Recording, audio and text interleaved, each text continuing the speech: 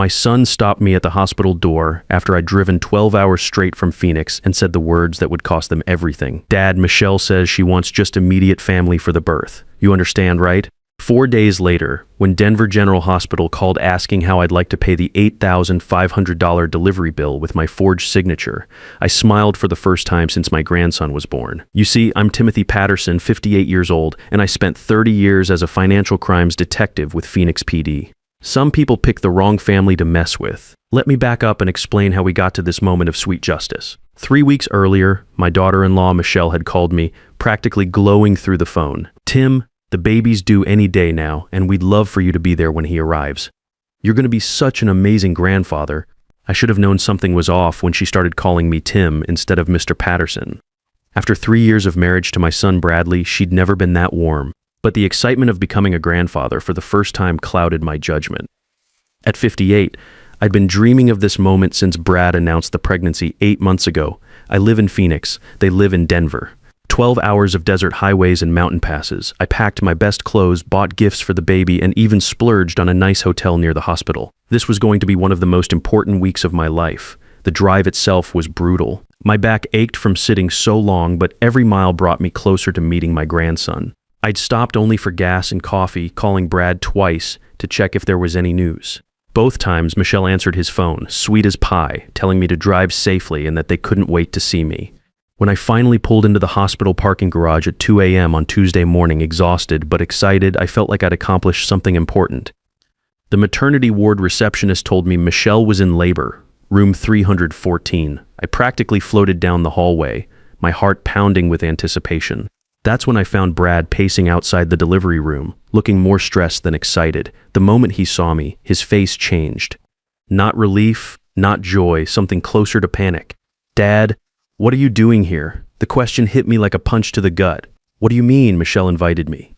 She said, you wanted me here for the birth. Brad's eyes darted toward the delivery room door, then back to me. He looked like a man caught between two impossible choices. She changed her mind about having family here. She wants it to be just us. But I drove 12 hours, Brad. I'm here now. I'm not asking to be in the delivery room, just to be nearby when my grandson arrives. I know Dad, but Michelle's really adamant about this. You know how emotional she gets. The doctor said stress could complicate the delivery. Something in his voice told me this wasn't Michelle's sudden change of heart.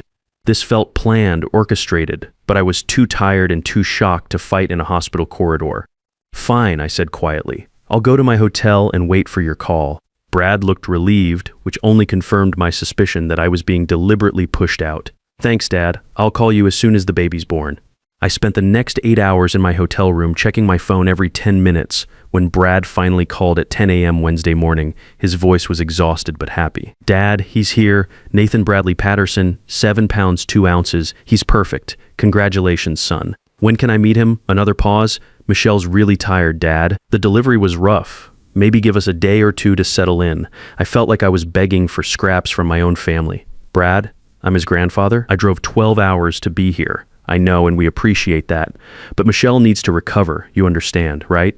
No, I didn't understand. But I agreed because what choice did I have? I spent 2 more days in that hotel room ordering room service and watching terrible daytime television while my son and his wife bonded with my grandson in a hospital 3 miles away. Friday morning came and went with no call. I finally drove to the hospital myself, determined to at least see my grandson through the nursery window. That's when I discovered they'd already been discharged. I called Brad immediately.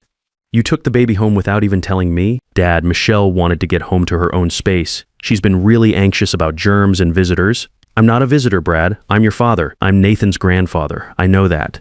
Look, maybe next month when things settle down, next month. I'd driven 12 hours to see my grandson next month. That's when I made the decision that would change everything. I hung up, packed my bags, and drove back to Phoenix. If they wanted to exclude me from Nathan's birth, fine. But they were about to learn that actions have consequences. The drive back was different. Instead of excitement, I felt something cold settling in my chest. In 30 years of police work, I developed instincts about people. Something about this whole situation felt wrong. Not just hurtful wrong, like I was missing something important. I pulled into my Phoenix driveway Saturday evening, exhausted and frustrated. My neighbor, Mrs. Garcia, waved from her garden. How's the new grandbaby, Tim? Beautiful, I said, forcing a smile. Just beautiful. But as I walked into my empty house, I couldn't shake the feeling that this was just the beginning. Sunday afternoon, my phone rang. The caller ID showed Denver General Hospital. Is this Timothy Patterson? Yes, ma'am. We have some paperwork issues regarding the birth of Nathan Bradley Patterson. The insurance claim was denied, and we need to discuss payment arrangements for the delivery bill. My heart started pounding, but not with anxiety, with something much more satisfying. I'm sorry, but I think there's been some confusion. I'm not responsible for that bill. Our records show you as the financial guarantor for Michelle Patterson's delivery. And that's when I realized exactly what my dear daughter-in-law had done while I was driving across 2 states to be there for my grandson's birth. Ma'am, according to our records, you signed financial responsibility forms for Mrs. Michelle Patterson's delivery. I sat down heavily in my kitchen chair, my mind racing. When exactly was this form signed? Let me check. It shows here that the forms were submitted electronically on November 15th at 11:47 p.m., November 15th. The night I was driving through the middle of nowhere, Utah, probably around the time I stopped for gas near Salt Lake City. I'd been on the road for 8 hours, exhausted and focused on getting to Denver safely. And how exactly were these forms submitted? Electronically through our patient portal. The signature appears to be yours, Mr. Patterson. The pieces were falling into place with sickening clarity. While I was white-knuckling it through a snowstorm on I-70, desperate to reach Denver before my grandson was born, Michelle was forging my signature on financial documents. I need to see these forms. Can you email them to me? Certainly. What email address should I use? 20 minutes later, I was staring at documents that made my blood boil. Not only had Michelle forged my signature, but she'd also somehow obtained my social security number, address, and financial information. The forms clearly stated that as the paternal grandfather, I had requested to be financially responsible for the delivery as a gift to the new parents. But the most infuriating part was the timing. These forms were submitted while Michelle was sweet-talking me on the phone about being there for the birth, knowing full well that she planned to stick me with the bill while excluding me from actually seeing my grandson. Now here's where my 30 years as a financial crimes detective kicked in. I didn't get angry. I got methodical. First, I pulled out my old case files and found my contact list from the department. Detective Stephen Williams in Denver PD's fraud division had worked with me on a multi-state identity theft ring 3 years ago.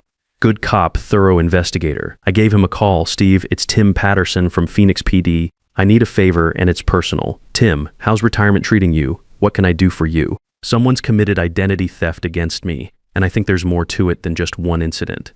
Can you run a background check on someone for me? Of course. What's the name? Michelle Patterson, maiden name unknown, lives in Denver, married to my son Bradley. Born around 1991, give or take. I'll run it through our databases and see what comes up. You thinking organized fraud? My gut says yes. The timing, the sophistication, it feels professional. While I waited for Steve's callback, I started documenting everything. Screenshots of Michelle's texts inviting me to Denver, call logs showing when she contacted me.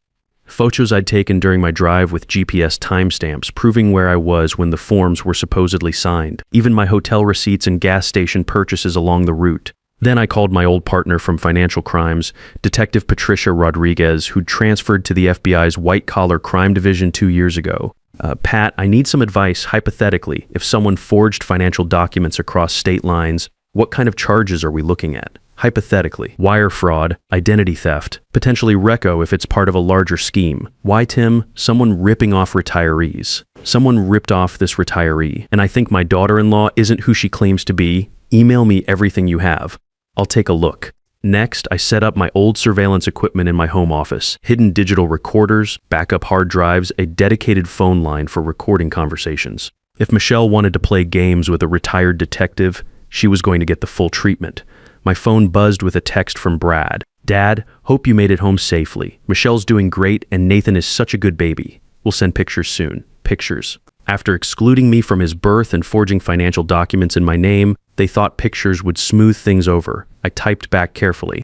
Glad everyone's healthy. Looking forward to meeting Nathan soon. By the way, the hospital called about some paperwork issues. Nothing serious, just need to sort out some billing confusion. I wanted to see how they'd react to that. Would Michelle panic? Try to cover her tracks? In my experience, criminals always made mistakes when they thought they were safe. Tuesday morning brought Steve Williams' callback. Tim, you sitting down? Your daughter-in-law doesn't exist. What do you mean? Michelle Patterson, born 1991, no record in Colorado DMV, no social security history before 2021. Whatever name she was using before she married your son, it wasn't Michelle Patterson. My stomach dropped. What about social security fraud? That's where it gets interesting.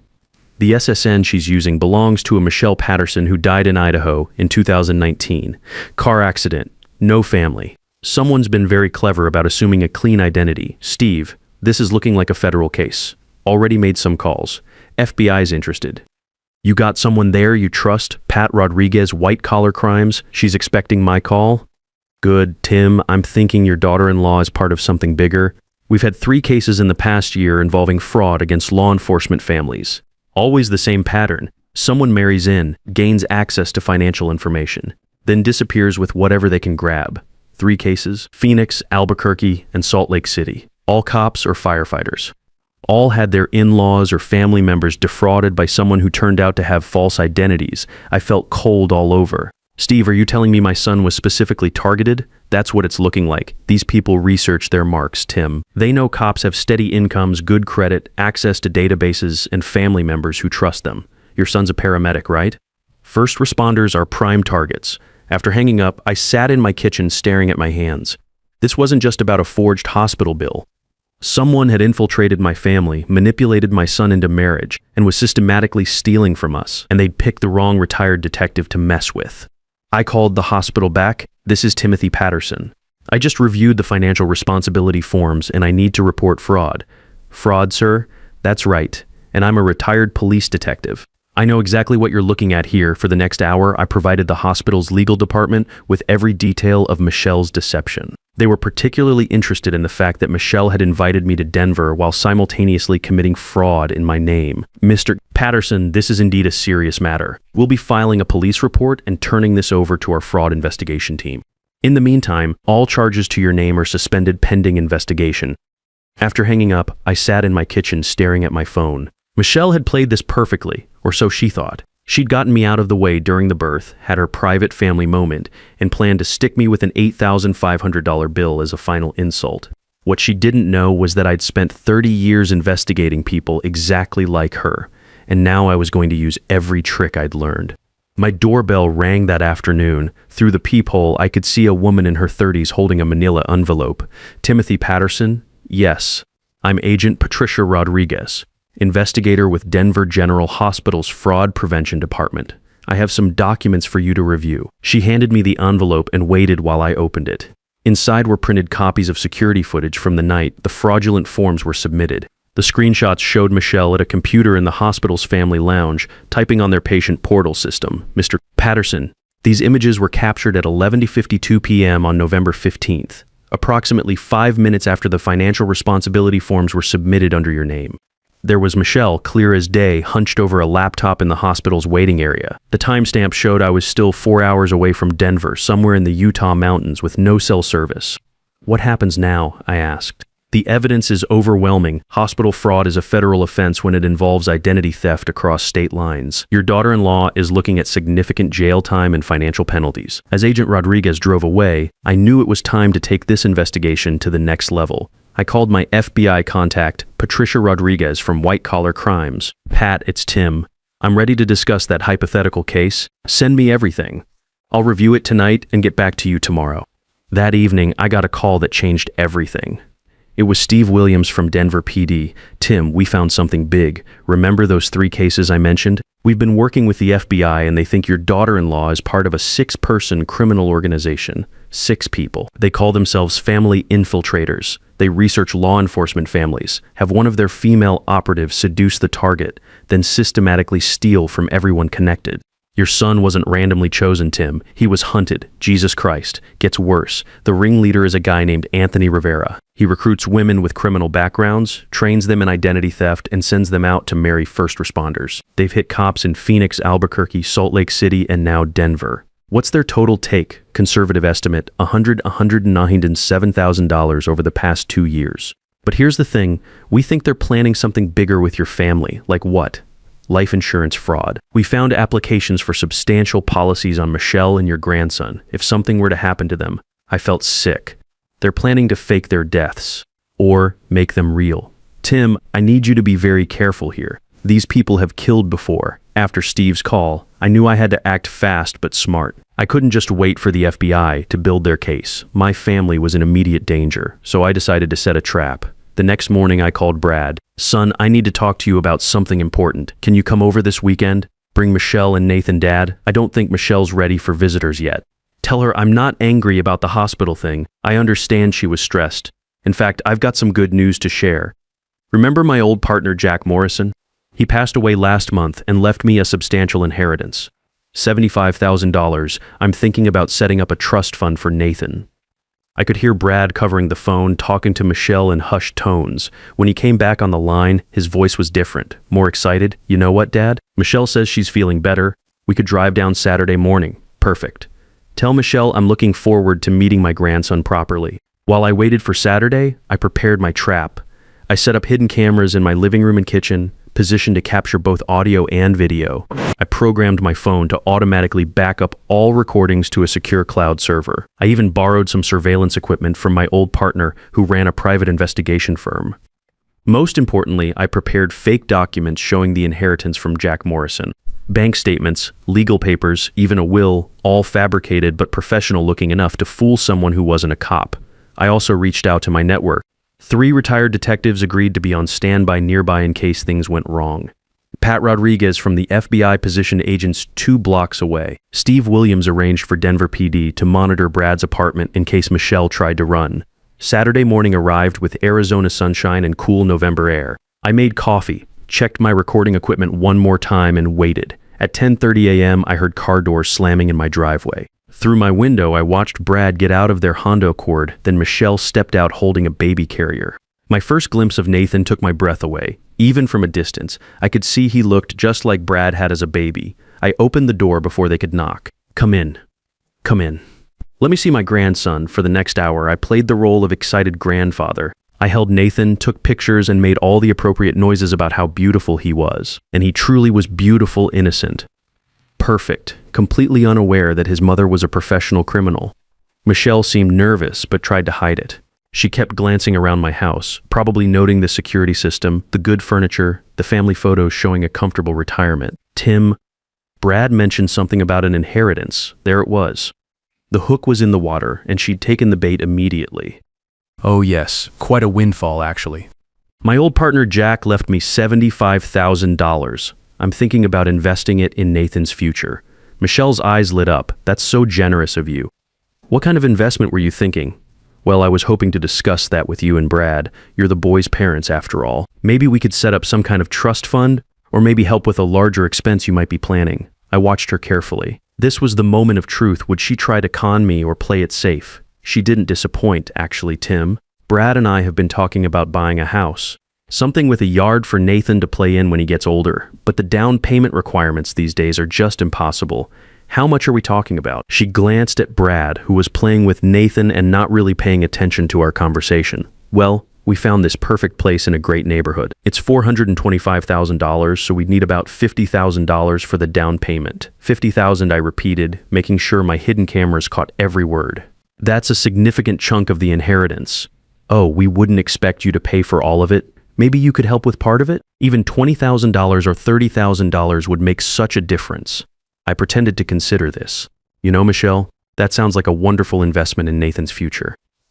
Tell you what, why don't you send me the details about this house? The address, the realtor's information, maybe some photos? I'd love to see where my grandson might grow up. Of course, I can email you everything tonight." "Perfect. And Michelle, I'll need some financial information from you and Brad. Bank statements, credit reports, that sort of thing. The trust fund lawyers will need to verify everything for tax purposes."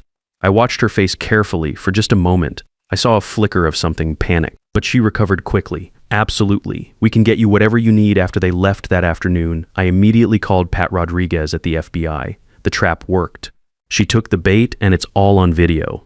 "Excellent. We've been monitoring her communications. She's already texted someone about your inheritance. We think it's Anthony Rivera, the ringleader. What's the next step? We wait. If our profile is correct, she'll try to steal the entire $75,000 within the next week. When she does, we'll have her on federal wire fraud charges." I didn't have to wait long. Tuesday morning, I got a call from my bank. "Mr. Patterson, we're calling to verify a large wire transfer request from your account. Someone claiming to be you called this morning requesting to move $75,000 to an account in Colorado. I made no such request. Can you trace the call?" Yes, sir. It came from a Denver number registered to Michelle Patterson. Please flag my account for fraud protection and document everything. I'll be filing a police report this afternoon. That afternoon, my doorbell rang. It was Steve Williams from Denver PD, along with 2 FBI agents. Tim, we've got her. Michelle Patterson, aka Lisa Marie Foster, is under arrest for wire fraud, identity theft, and conspiracy to commit financial crimes. What about Brad and Nathan? Your son is safe. We arrested Michelle at a coffee shop 3 blocks from their apartment. She was meeting with Anthony Rivera to plan the wire transfer. We got him too. How much did you recover? $107,000 from their organization, plus we prevented the theft of your fake $75,000. Turns out they've been planning this Denver operation for 8 months. Your son was specifically targeted because of his connection to you. That evening, Brad showed up at my house holding Nathan, looking like his world had collapsed. Dad, I don't understand any of this. They're saying Michelle isn't even her real name. I guided him to my kitchen table and poured 2 cups of coffee. Son Michelle is a professional criminal. Her real name is Lisa Marie Foster, and she's part of an organized crime ring that targets law enforcement families. But we've been married for 3 years. We have a child together. I know, and I'm sorry you're going through this, but Brad, she never loved you. You were a mark chosen specifically because you're a paramedic with a retired police detective for a father. I spent the next 2 hours explaining everything to Brad. The fake identity, the pattern of crimes, the wire fraud attempt, even the life insurance policies we'd discovered. By the end, he was crying. Dad, how could I have been so stupid? You weren't stupid. You fell in love with someone who turned out to be a lie. That's not your fault. What happens to Nathan? Is he even legally mine? We'll figure that out with lawyers. But Brad, you're his father in every way that matters, and we're going to make sure he's safe. The trial took place 6 months later. Michelle, whose real name was indeed Lisa Marie Foster, pled guilty to 14 counts of wire fraud, identity theft, and conspiracy. She received 18 years in federal prison. Anthony Rivera, the ringleader, got 25 years. During the sentencing hearing, Michelle finally dropped her mask completely. When the judge asked if she had anything to say, she stood up and looked directly at me.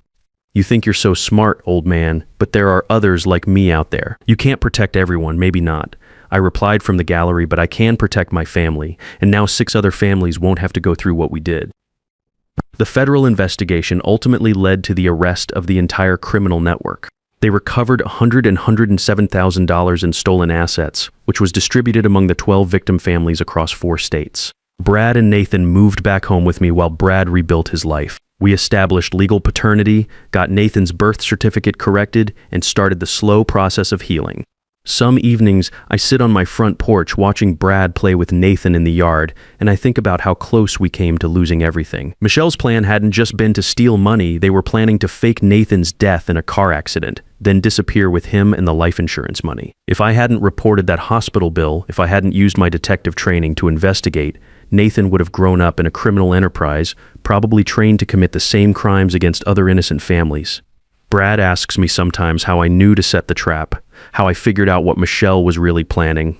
30 years of police work teaches you to recognize predators, I tell him. But more than that, when someone threatens your family, you do whatever it takes to protect them. Nathan's 2 years old now, walking and talking and calling me Grandpa Tim. He'll never remember his mother, and maybe that's for the best. What he will know is that his family fought for him, protected him, and made sure he grew up safe. Sometimes the best thing you can do for someone you love is refuse to let them get away with destroying themselves. Michelle learned that lesson in federal prison. But more importantly, Nathan will grow up knowing the difference between people who protect families and people who prey on them. Because sometimes being a grandfather means being willing to fight for what's right, even when it's hard, especially when it's hard. Trust your intuition when something feels wrong, even if it concerns family, because true love doesn't require you to ignore warning signs or tolerate disrespectful treatment. The skills and experience you've accumulated throughout your career are not just professional qualifications, but also tools to protect those you love most when life becomes dangerous.